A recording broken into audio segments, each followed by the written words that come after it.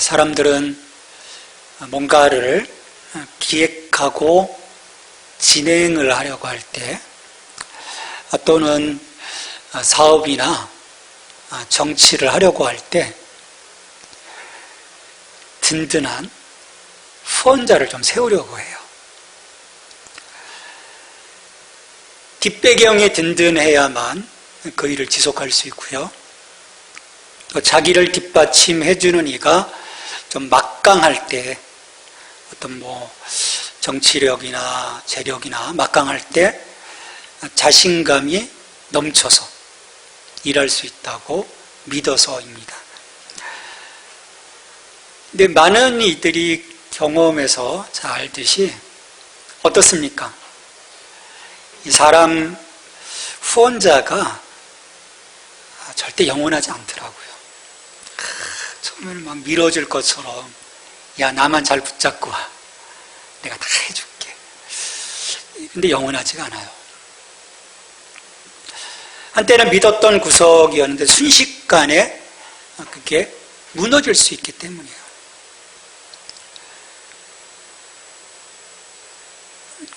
그렇지만 다른 대안이 없기에 사람들은 그것이 썩은 동아줄이 아니기를 바라면서 그냥 잡고 가는 거예요. 왜?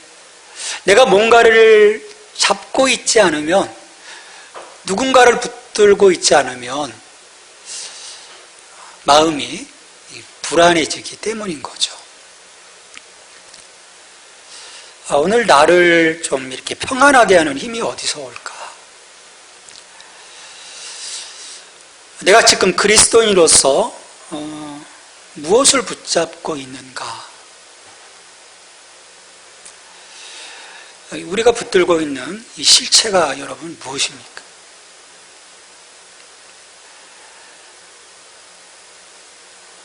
내가 정말 붙잡고 있는 것이 인생을 걸 만한 그런 그 가치가 있는 걸까? 내 목숨과도 바꿀 수 있는 걸까? 아니면 자기 위안 정도의, 좀 그렇잖아요. 좀 뭔가 위안받고 싶어서, 뭔가 이게 좀 그래도 있으면 좀 마음이 좀 그래도 괜찮아져서 붙잡고 있는 것은 아닌지. 우리한테 알려지기로는 스누피라는 제목으로 더 많이 알려졌는데, 피너츠라고 하는 그 만화에 보면 그 라이너스를 보면 되게 귀엽더라고요. 라이너스가 다닐 때 뭘 끌고 다닙니까? 자기가 어렸을 적에 사용했던 담요를 질질 끌고 다니거든요. 그 라이너스처럼 내가 어떤 심리적인 안정을 위해서 이걸 내가 붙잡고 있는 것은 아닌지. 저는 그렇게 생각해 봐요. 많은 그리스도인들이 그런 정도의 라이너스의 담요처럼 자기의 그 심리적인 안정을 위해서 내가 이 신앙을 붙잡고 있는 것은 아닌가. 유대인들에게도요, 어렸을 적부터 손에서 놓지 않았던 것들이 있었어요. 그 중에 제일 중요한 것이 율법이죠. 그와 함께 그들이 소중하게 여겼던 많은 그 유대교의 신앙적 자산들이 있습니다. 그들의 삶에서 결코 떼어놓을 수 없는 것들이에요. 자, 그런데 유대교의 강성 유대교였던 이 사도 바울이 다메섹 도상에서 예수님을 만나고 평생에 그가 소중하게 붙들고 있었던 유대교의 그 신앙적 그 자산들을 배설물처럼 버렸다라고 고백을 하는 것을 볼 수 있어요. 우리 빌립보서 3장 8절에 보면, 또한 모든 것을 해로 여김은 내 주 그리스도 예수를 아는 지식에 가장 고상하기 때문이라 내가 그를 위하여 모든 것을 잃어버리고 배설물로 여김은 그리스도를 얻고. 과감하게 다 버린 거예요. 어렸을 적부터 늘 그 손 안에 있던 그 삶 가운데 있었던 것을 다 버린 거죠. 하지만 이건 특별한 바울만이 할 수 있었던 확실한 선택이었을까라는 생각도 들어요. 너무 많은 사람들이 버리지 못하거든요. 더더구나 1세기 유대의 크리스찬들 가운데 유대교와 기독교 사이에서 선택을 고민하며 갈등하던 이들이 상당수 있었던 거예요. 그 당시 이 팔레스타인 땅에서는 유대교 안에 새로운 한 분파로 취급되었던 이 기독교가 서서히 독자적으로 활동하기 시작하면서 이 두 종파 사이에 갈등이 생기게 되고요. 결국 이 갈등을 넘어서 핍박을 가하는 상황이 이르게 돼요. 자, 이런 상황 속에서 유대 크리스찬들 그들이 어떤 그 당시 사람들의 어떤 그 갈망이 있었잖아요. 새로운 뭔가 어떤 혁명적인 갈망인 거죠. 그런 그 새로운 바람에 따라서 기독교인이 되었어요. 근데 이 유대교의 이 박해라는 상황에 부딪히면서 이 사람들이 그간에 붙잡고 있었던 이 신앙의 고백을 슬며시 내려놓고 다시 옛것을 붙잡으려고 하는 거죠. 이브리서 기자는 이런 이들의 모습을 보면서 그들이 다시 잡으려고 하는 그 옛 유산들은 결코 그들의 버팀목이 될 수 없다라고 하는 것을 히브리서에서 계속 강변을 하고 있습니다. 그래서 보면 이 3장 히브리서 3장 6절에서 보면 그렇게 얘기를 하고 있죠. 우리가 소망의 확신과 자랑을 끝까지 굳게 잡고 있으면, 또 3장 14절에서도 우리가 시작할 때 확신한 것을 끝까지 견고히 잡고 있으면 그리스도와 함께 참여한 자가 될 것이다 라고 이야기를 해요. 다시 돌아가서 너희들이 영원 불변한 것을 발견하고 이걸 붙잡았는데 왜 다시 옛 신앙, 그 유산의 자리로 돌아가 영원하지 못한 것을 잡으려고 하는가? 히브리서 기자는 이제 너희들이 놓으려고 하는 거, 그거 멈추고 다시 이것을 굳게 잡아라. 천명을 하는 것이 오늘 본문의 시작입니다. 14절에서 그러므로 우리 같이 읽겠습니다. 그러므로 우리에게 큰 대제사장이 계시니 승천하시니 곧 하나님의 아들 예수시라. 우리가 믿는 도리를 굳게 잡을지어다.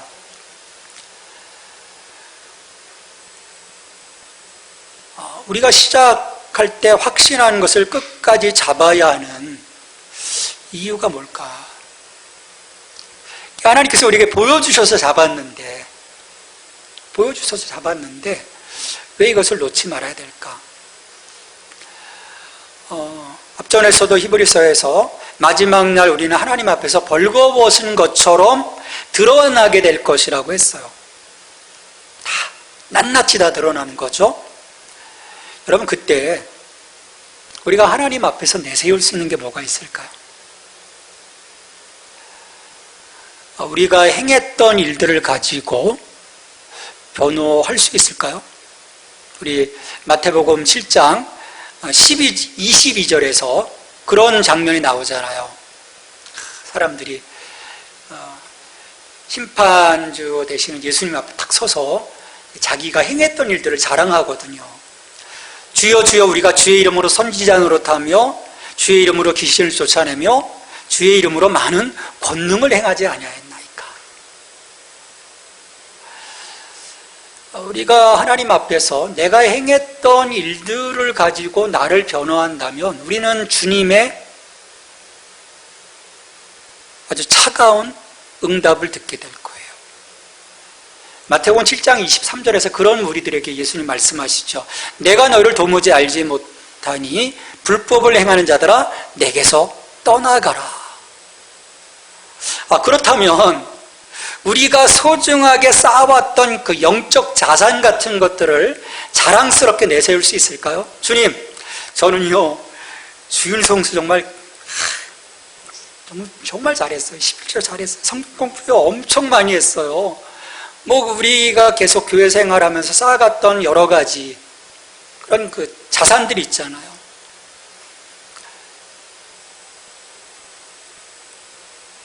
근데 그것 가지고서는 하나님의 눈앞에서 그분의 공의로움을 비껴갈 수가 없습니다. 그래서 우리에게는요, 우리의 이 연약함을 변호해 줄 수 있는 특별한 한 분이 필요한 거예요. 변호해 줄 수 있는. 그래서 히브리서 이 기자가 선포하고 있는 겁니다. 그러므로 우리에게 큰 대제사장이 계시니,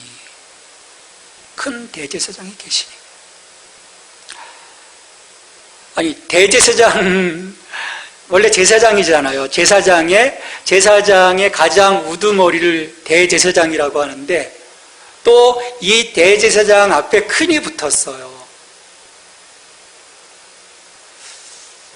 이게 무슨 의미일까요? 결국 문자적으로 보면 대제사장 가운데 우두머리라는 거죠. 가장 으뜸이라는 거예요.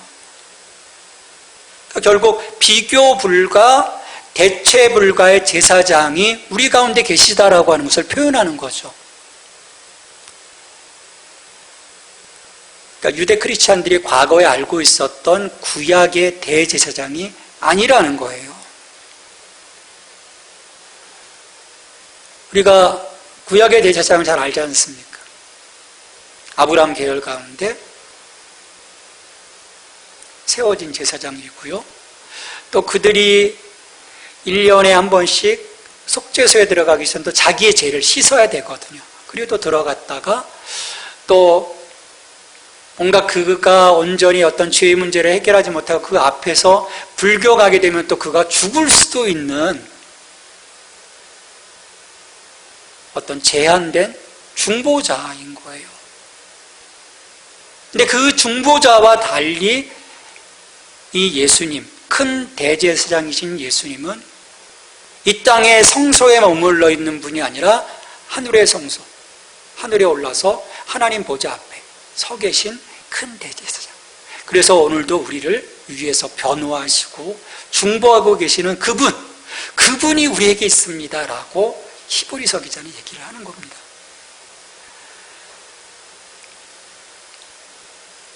다른 것은 전혀 필요 없다라는 거예요. 뭐 아무리 많은 것이 있어도요, 그저 고만고만한 것이라면 의미가 없다라는 거죠. 요즘 이 우크라이나 전쟁 때문에 뭐 게임 체인저라는 말이 많이 나와요. 하이마스라고 하는 그 포전력이 들어가면서 이 전쟁의 어떤 상황이 지금 바뀌었다고 얘기를 해요. 다른 거 뭐 견인포, 자주포 아무리 많이 있어도 정말 가장 강력한 포가 하나 있다면 그것이 상황을 바꿀 수 있다라는 거죠. 여러분, 우리의 삶이 그렇다라는 거죠. 많은 것들 가지고 있어도 그것이 내 삶을 새롭게 하고 내 삶을 중보할 수 있는 그 어떤 능력도 없다면 그것은 의미가 없다라는 거예요. 이 유대 크리스찬들 향해서요 얘기하는 거예요. 우리가 지금까지 너무나 많은 그런 그 자산들이 있어 왔지만 이분이면 돼. 과거로 돌아가서 그것이 무슨 의미가 있겠니? 지금 오늘 우리에게 오신 하나님의 아들 이 예수 그리스도, 우리의 큰 대제사장이신 예수 그리스도가 있어. 그러면 다 되는 거야. 여러분, 우리 신앙의 실체는요 분명합니다. 근데 이렇게 보다 보면요 너무 많은 것들을 바라보는 거예요. 이것도 보고 저것도 보고.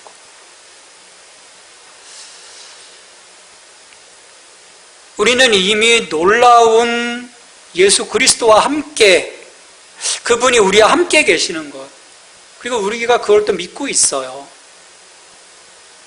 이 사람들은요, 자기에게 무엇이 있는지 알지 못할 때가 참 많습니다.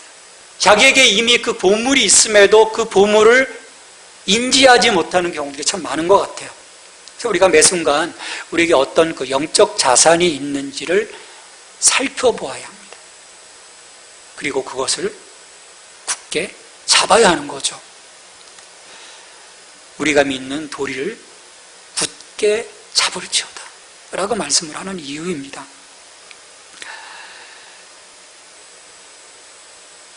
믿는 도리는요, 예수 그리스도에 대한 신앙 고백이에요. 저는 그리스도시요 살아계신 하나님의 아들이십니다. 우리가 이분에게 매달려야 하는 거예요. 이분을 굳게 잡아야 하는 거죠. 왜? 이분이 우리의 생명을 보증하시기 때문이에요. 우리 기독교에서 내가 이분을 놓치면 의미가 없는 거죠.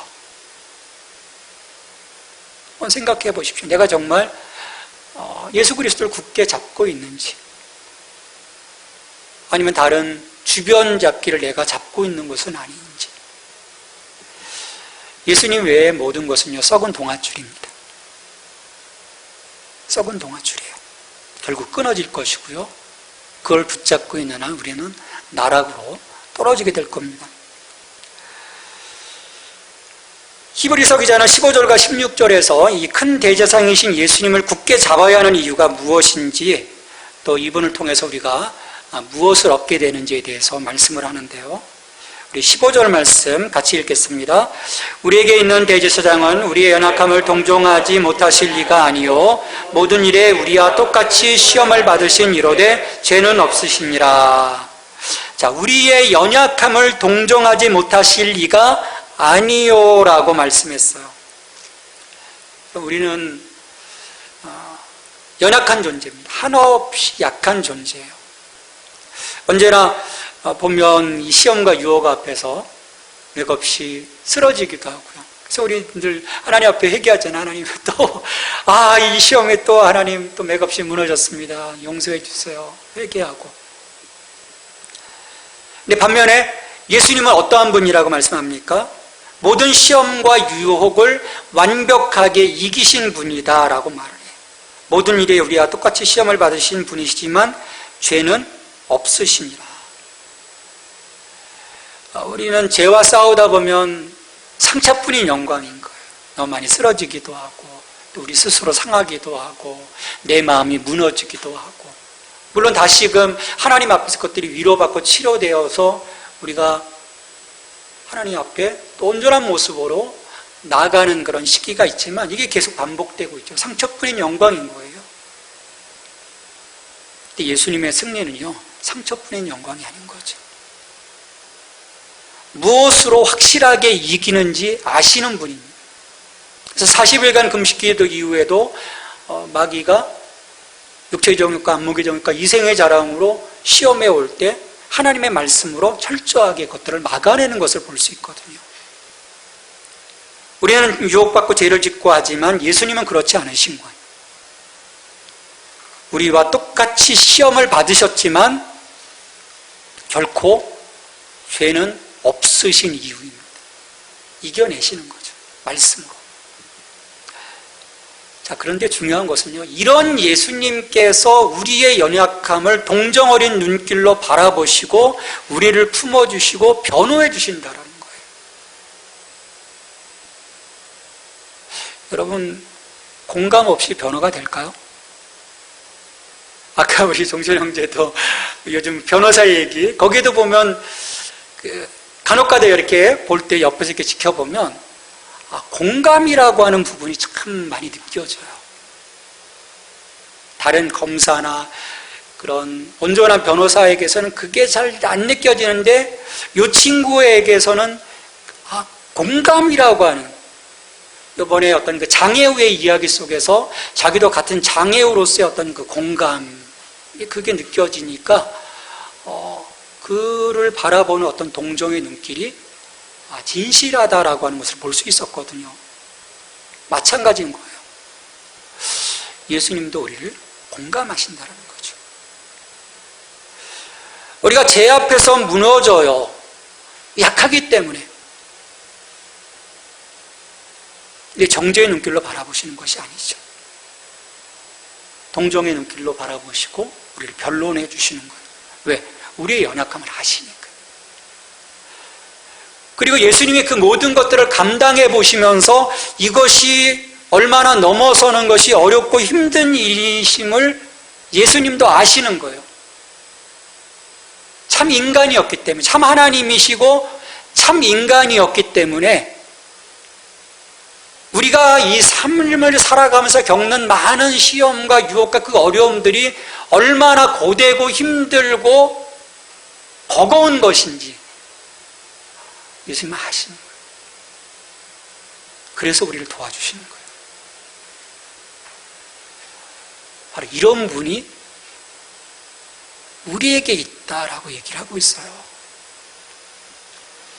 여러분, 공감하지 못한다면요, 진정한 동정심에 나올 수가 없어요. 공감하지 못하는 동정심은 거짓이고요. 거기서 우리가 어떻게 그리스도의 사랑을 느낄 수 있겠습니까? 내가 그리스도의 사랑을 느끼고 그분을 믿고 있다고 하는 것은 바로 예수님이 나를 공감의 눈길로 바라보시고 있는 그것을 느꼈기 때문인 거예요.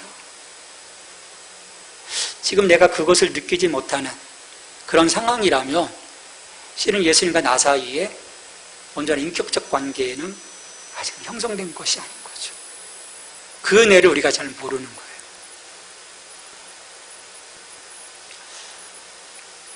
우리가 주님의 이 마음을 알기 시작하면요, 주님과의 그 인격적인 온전한 그 관계를 우리가 이루어갈 수 있게 되리라고 믿어요. 게다가 그 당시 유대 그리스도인들은 두려움이 있었어요. 성전을 떠나서 이 그리스도의 공동체에 들어감으로써 지금 이게 유대교에서 이야기하는 것처럼 하나님과 내가 혹시 단절되는 것은 아닐까? 지금 대제사장을 통해서 우리가 하나님께 나가 속죄제도 드리고 희생제도 드리는데 내가 혹시 이곳을 버리고 여기를 선택함으로써 나는 하나님과 단절되는 거 아니야? 그런 두려움이 있었던 거예요. 자, 히브리서 기자는 이런 유대인들의 두려움을 제거를 해야만 했던 거죠.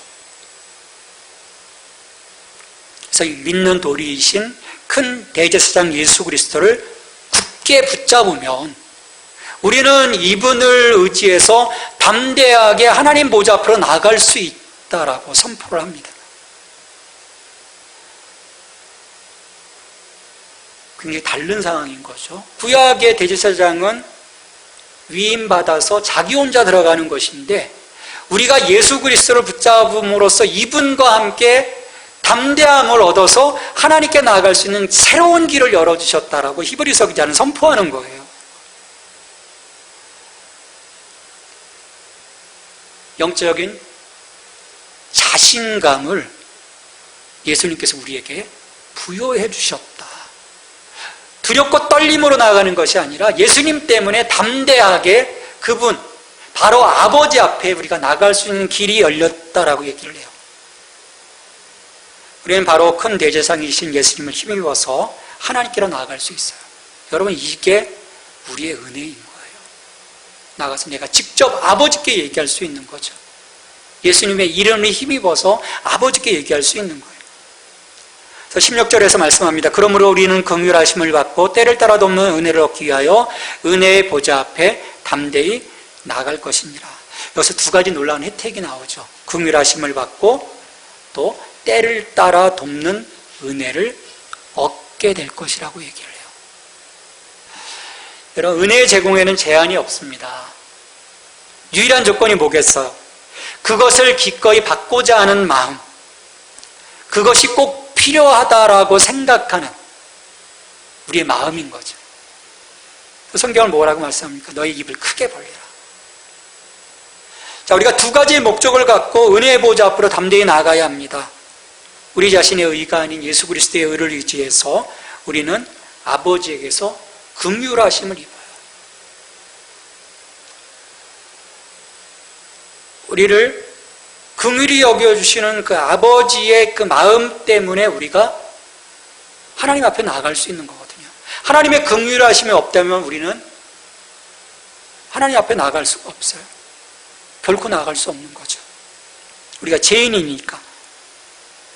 그런데 그 긍휼하심을 입어서 매일같이 아버지 앞에 나아갈 수 있는 거죠. 여러분, 우리 믿음에서의 가장 중요한 부분이라고 생각을 해요. 하나님이 나를 만나주시고 나와 독대하시고 나의 이야기를 들어주시고 나의 불편한 마음을 헤아려 주시고 나의 약함을 보시고 그리고 결국 아버지처럼 나를 품어주심으로 나를 회복시키고 치유해 주시는 그 은혜, 그 은혜를 우리가 날마다 누리는 거거든요. 이를 위해 우리는 믿는 도리신 예수 그리스도를 꼭 붙잡아야 돼요. 이분 없이는 하나님의 긍휼하심도 없고요, 이분 없이는 때를 따라 돕는 은혜도 없는 거예요. 우리는 이 긍휼하심과 때를 따라 돕는 이 은혜를 위해서, 은혜를 통해서 우리는 이 땅에서의 모든 죄와 또 우리를 그 죄 가운데서 우리로 하여금 어리석게 하는 그 모든 것으로부터 어떤 그 어둠의 권세로 인해서 이루어지는 그 모든 상황 속에서 우리를 자유하게 해주시는 거죠. 그 억압 속에서 우리를 자유케 해주시는 거예요. 우리가 예수님을 통해서 매일매일 하나님의 보좌 앞으로 나아가는 그 은혜 가운데 있지 못하면, 그래서 그 거룩함 속에서 우리의 삶이 새로워지지 않으면, 우리가 아무리 이 기독교 공동체 안에 있다고 해도 우리는 자유하지 못한 거죠. 여전히 그 억압 속에 있는 거죠. 아버지의 긍휼과 은혜가 있기에 우리가 영적 자신감을 가지고 가는 것입니다. 내가 쓰러져도, 우리 아이들을 생각해 보세요. 그 엄마 아빠가 이 아이를 공감해주고 품어주지 못한다면 이 아이가 잘못했을 때 어떻게 될까요? 주눅들죠. 계속해서 어둠 속으로 숨어들 수밖에 없어요.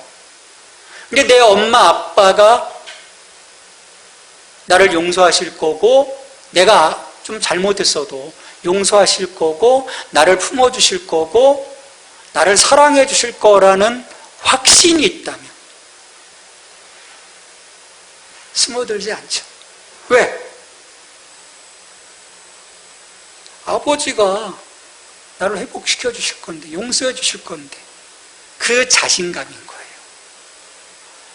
우리가 예수를 붙잡고 살아갈 때 바로 그 영적 자신감을 우리에게 하나님은 회복시켜 주시는 것이고요, 그 힘이 있을 때 그것을 통해서 우리가 하나님 나라를 위한 봉사와 증언의 삶을 살아갈 수 있는 거죠. 그 은혜가 없는데 어떻게 나가서 내가 아버지의 사랑을 이야기할 수 있겠어요? 예수 그리스도의 은혜를 이야기할 수 있겠습니까?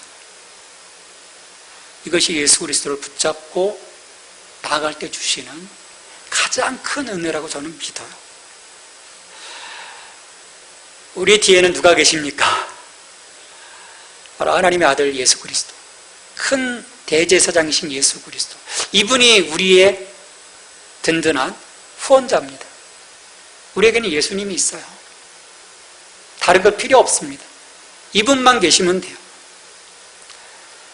무의미하거나 우리를 힘들게 하는 것들은 바울의 그것처럼 배설물처럼 여기고, 불필요한 것들은 다 버리고 오직 큰 대제사장이신 예수 그리스도, 이분 우리가 붙들고 나갈 때 이 땅 가운데서 우리 하나님 우리의 마음을 새롭게 하시고 세워주시고 결코 흔들림 없는 영적 은혜 가운데 살아갈 수 있도록 인도해 주시길 믿습니다.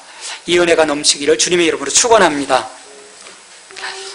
같이 기도하겠습니다. 같이 기도할 때 주님, 내가 다른 것 의지하는 것 아니라, 다른 것 붙잡고 가는 것이 아니라 오직 우리의 큰 대제사장 되시는 예수 그리스도를 굳게 잡고 나아갈 수 있도록 도와주시고, 또 그러한 삶을 통해서 우리 안에 하나님의 긍휼과 은혜가 넘칠 수 있도록 늘 은혜의 보좌 앞에 담대히 나아갈 수 있는 신앙의 여정이 될 수 있도록 도와주세요. 같이 기도하겠습니다. 하나님 아버지 감사합니다.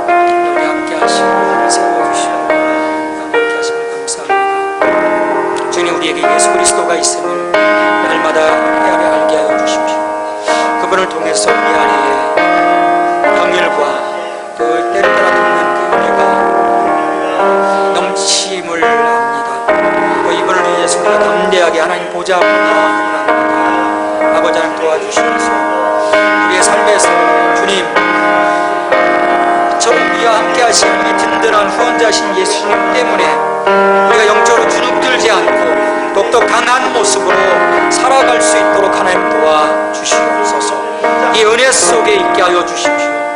주님 그 허무한 것들을 붙잡고 주님 다른 우리의 삶을 어떤 유익함도 줄 수 없는 것, 그 썩어질 그 동아줄을 붙잡고 나가는